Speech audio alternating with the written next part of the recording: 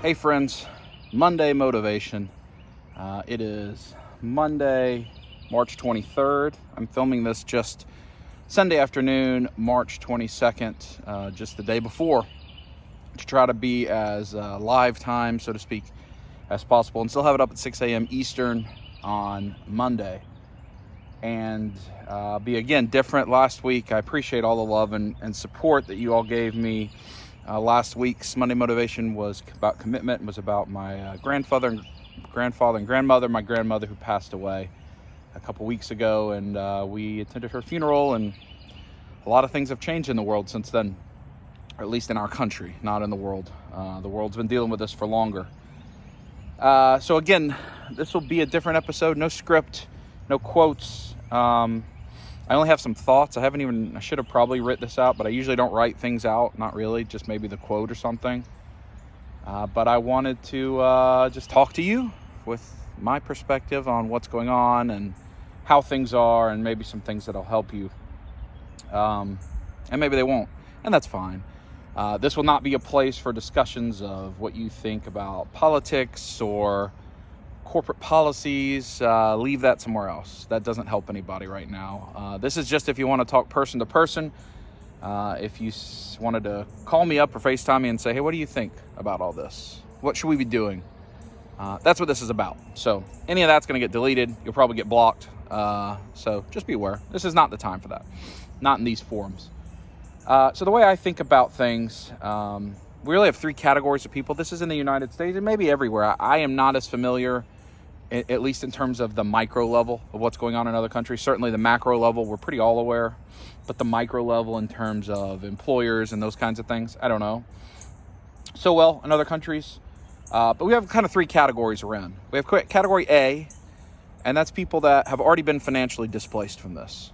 Whether that is you've lost your job, whether that is you've been furloughed, whether that is your schedule's been drastically decreased, for whatever the reason, you became ill, your job is struggling, whatever the case may be, you have already been directly financially impacted in a major way where you're saying, what do I do? What do I do? That's one category of person. The second category is the people that still have to go to work. And while their work itself may not have changed too much, other than maybe they don't see as many people or they see more people, they're still working their standard shift, generally speaking. But they have fear. They have to leave the house. They are going out into the world and struggle with this. And you're worried about getting sick. And what happens if I come in contact with people? And why is it that I only make this wage, but I'm still expected to go do this? And all of these really hard questions that don't have answers and won't have answers right now when we don't have answers for anything. In that same category are people that now are being asked to work from home, and maybe they're still on their same shift, but they've got their kids suddenly home from school. And they got to deal with that. Or their parents they've got to look after, or whoever it is that they have to look after. Or maybe they don't have an office. Maybe they don't have the proper home office set up or equipment set up, and it's really challenging to work in that environment. And while some of these groups may look at that group and say, well, you get to work at home, they don't understand what that means for people that haven't done it. They don't understand how disruptive it is. And then you've got a third category, and there's of course subcategories, and I'm not going to talk about every single person in the country and their scenario. I'm just talking at a macro level. You have the third category, and that are people that are out on the front lines of this. And yes, we all understand the front lines includes our medical professionals, nurses, doctors, those types of folks. It also includes leadership, lawmakers, business owners, management, all of those people. It very much, even more so, maybe even anybody in the medical care includes the people that are driving trucks, the people that are loading trucks, the people that are stocking shelves, the cashiers, managers of stores like Walmart, Walgreens. They're all fighting on the front lines. And that front line could be medically, it could be policy making, it could be actual delivery of stuff economically to keep the country economically hanging on. And again, somebody from another group can easily look at them. The person in group A that's lost their job, well, at least you have a job, and that's correct. And the person in group B can say to the person in group A, but at least you're not exposed to this. And the person in group 3 can look at the person in group 2 and say, at least you get to stay at home, some of you. Or at least you're working a regular shift. You're not having to work 16 hours a day, 18 hours a day. And when every decision you make is wrong. And all those people are correct. And all of them are saying, what do I do? What do I do? And no one has good answers. What do I do? And no matter which category you find yourself in my circle of friends, all 3 categories are covered. I have people who have already been displaced financially. I have people that are scared to go to work and have to leave their house. I have people that and are scared to go to work and have to leave their house and feel like they're not being compensated fairly. And I have people that are fighting on the front lines, both economically, both in stores stocking stuff, and both in the healthcare industry. Friends and family across the board. I have friends and family. Greater than 50% of my circle of people is immunocompromised people, or people that are the highest risk of this. That's real life. It's affecting all of us. I have family members that have financially been disrupted already, just as all of you do. And everybody's saying, what do I do? So I have 3 thoughts, 3 things that I think are very basic that can help us get to tomorrow. There are big questions that are going to have to be answered one day at the end of this. The United States, at least, will never go back to the way it used to be. There's going to be a great change economically, healthcare, wage inequality. Things are going to change. That is not happening tomorrow. But what can we do between today, Monday morning, and tomorrow, Tuesday morning? What are 3 things that we can do? The first thing, the most important thing, be kind. We can be kind to each other. I think that is genuinely one of the most important things we can do. How do you be kind? Well, it's hard right now, and with everything that is going on, because you don't have a lot of chance to see people. But the people you should be extra kind to, if you have to go to the grocery store, thank people for stocking shelves, for sitting there, for being out. Smile. Don't avoid them. Don't walk around with this look on your face like the world is ending. Maybe the world is ending. But those people, they could use a smile to get through the next 10 minutes while they're stocking the shelves. Because a lot of those people are you. And it probably helps somebody just smile, nod their head, thank you. Whatever it is, right? So be kind to each other. There is not the time to lead nasty social media. There's never a time to lead nasty social media posts, but this darn sure isn't the time. Be kind. And the way we can be kind goes to point number 2. Don't compare. Comparison doesn't help. One of my very close friends, I sent a text to earlier in the week, and I said, how are you doing? And she said, we're hanging in there. It's hard. We're hanging in there. But I don't even want to say anything because I know how hard your life is. And my response was, there's no reason to compare. Every single person that's dealing with this, which is everybody right now, whether you realize it or not, all of us are dealing with it. It's all hard for us. It's all more difficult than we anticipated today was going to be. It's harder. There's no value in comparing one to another. Do the healthcare workers have it hard? Absolutely. Do the people that have to go work have it hard? Absolutely. Do the people that don't have work have it hard? Absolutely. We all have it hard. That's why we're all saying, what do I do?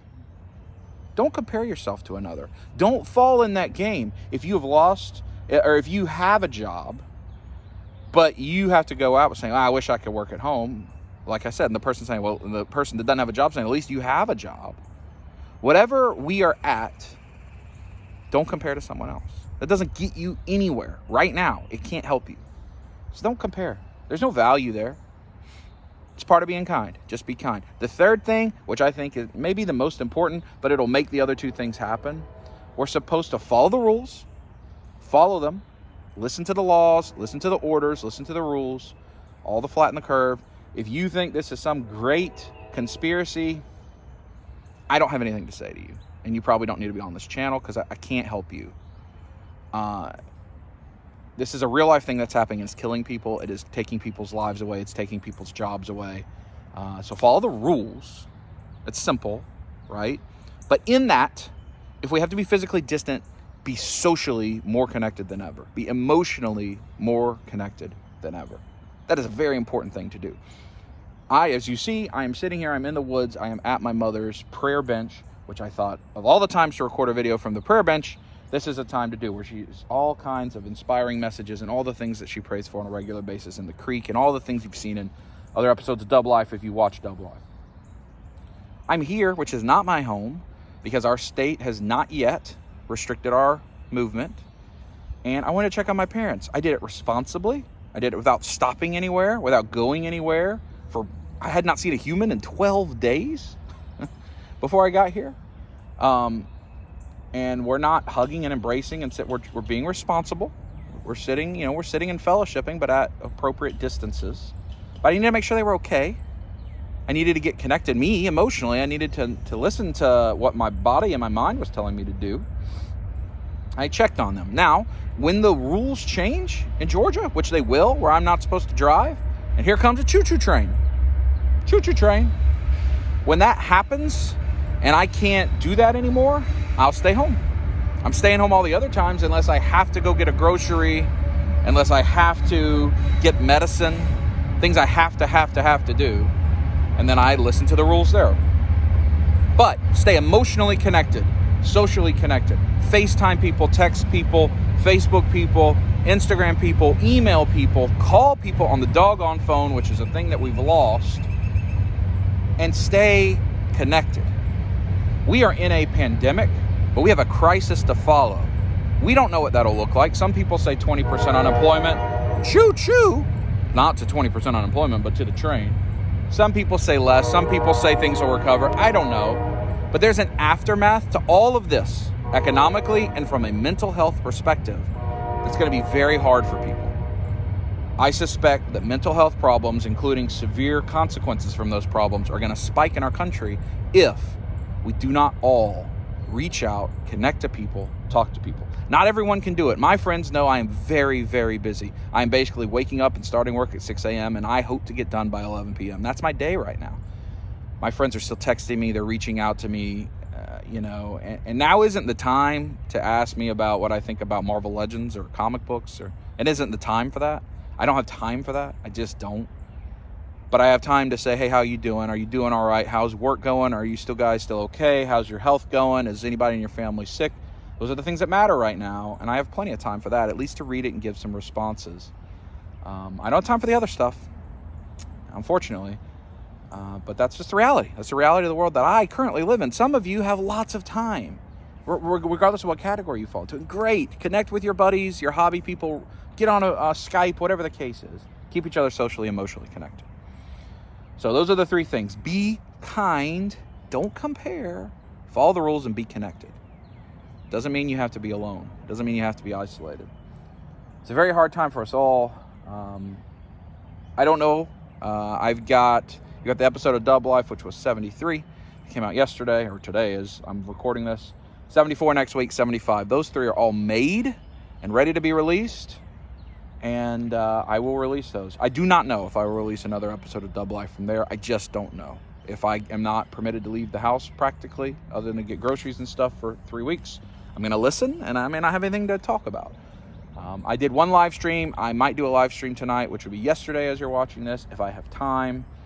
But again, my work day is slammed, so I can't do a lot. But I'm trying to do things as I can, trying to stay on my schedule to help you and reach out to you. It'd be a great thing if we can see our communities rise up together and be there for each other. So that's what I encourage you to do on today's Monday Motivation. I hope this helped. And we'll talk to you soon. Make sure you don't do this inside of 10 feet, but, squeeze it.